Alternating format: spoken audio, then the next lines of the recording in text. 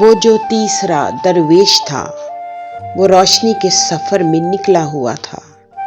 اس نے باقی 4 لوگوں کے ساتھ بہت وقت گزارا، لیکن اس نے محسوس کیا کہ اس کی ذات کا اندھیرا تو چھٹنے کا نام ہی نہیں لے رہا ہے۔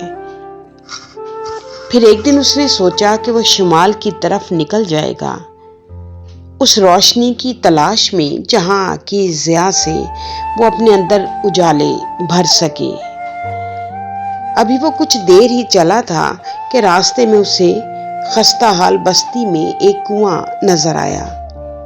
وہ کنویں کے قریب جا بیٹھا۔ اسے یکلخت محسوس ہوا کہ اس کی ذات بھی تو اسی کنویں کی مانند ہے۔ وہ ہر روز اس کنویں میں ڈوبتا ہے، ہاتھ پاؤں مارتا ہے، پھر خود ہی وہ ہاتھ بڑھا کر ڈوبنے والے کو نکالتا ہے۔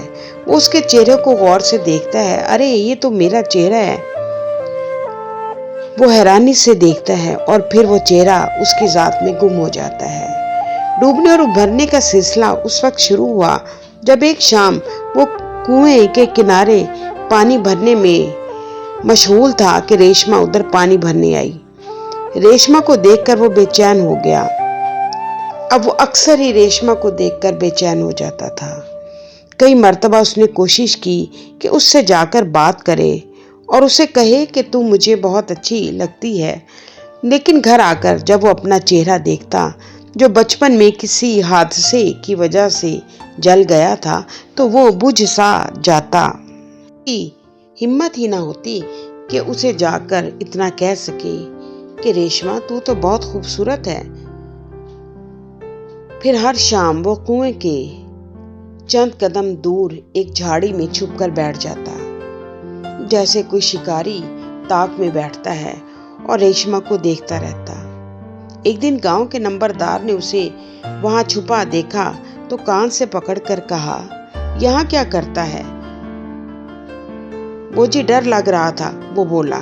کس سے؟ نمبردار نے سوال کیا۔ جی بھیڑیے سے، وہ یکدم بولا۔ بھیڑیا؟ نمبردار حیران ہوا۔ بے وقوف، چل گھر، وہ اشارہ کر کے بولا اور وہ گھر کی طرف چل دیا۔ اس کے بعد اس کا معمول بن گیا، کسی نہ کسی کونے خدرے سے وہ اسے تکتا رہتا تھا۔ ایک دن اس نے اس بات کا ذکر رحیمہ سے کیا۔ رحیمہ گاؤں کے پٹواری کا بیٹا تھا اور اس دن ان دونوں نے پروگرام بنایا کہ مل کر کنویں پر جائیں گے۔ چند گز کے فاصلے پر دونوں ریشما کو دیکھ کر ٹھٹک گئے۔ وہ 2 مٹکے اٹھائے کنویں کی طرف بڑھ رہی تھی۔ یہ تو بہت خوبصورت ہے، رحیمہ بولا، اور پھر دونوں نے اپنے ذہن میں ایک منصوبہ ترتیب دیا۔ ایک شام وہ کنویں سے کچھ فاصلے پر ایک ٹوٹی دیوار کے پیچھے چھپ گئے۔ شام ہو گئی، ریشما نہ آئی۔ ان دونوں کو بڑی مایوسی ہوئی۔ ابھی وہ واپس پلٹنے کو تھے ہی کہ انہیں ریشما کے پاؤں کی چاپ سنائی دی۔ اسے آج بہت دیر ہو گئی تھی۔ جیسے ہی اس نے ڈول کنویں میں ڈالا، دونوں بھوکے بھیڑیوں کی طرح اس پر لپک اٹھے۔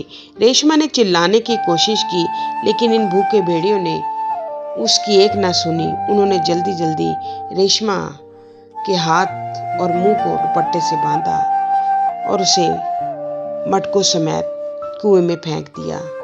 تیسرا شخص جو روشنی کی تلاش میں نکلا ہوا تھا، خستہ حال بستی کے ایک پرانے سے کنویں کے پاس بیٹھا محو استغراق تھا۔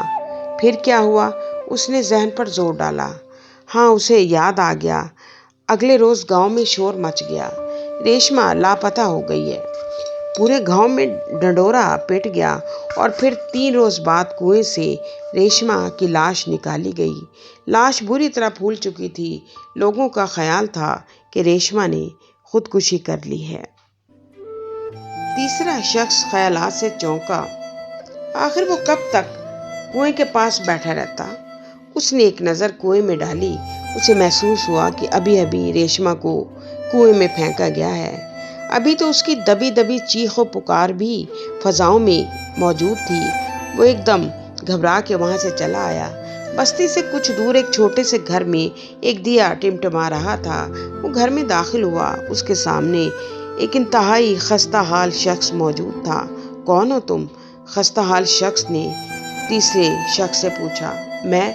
वो चौंक कर बोला, मैं रोशनी की तलाश में निकला हुआ मुसाफिर हूँ। आओ बैठो, खस्ता हाल शख्स ने कहा और वो उसके करीब बैठ गया। खस्ता हाल शख्स बोला,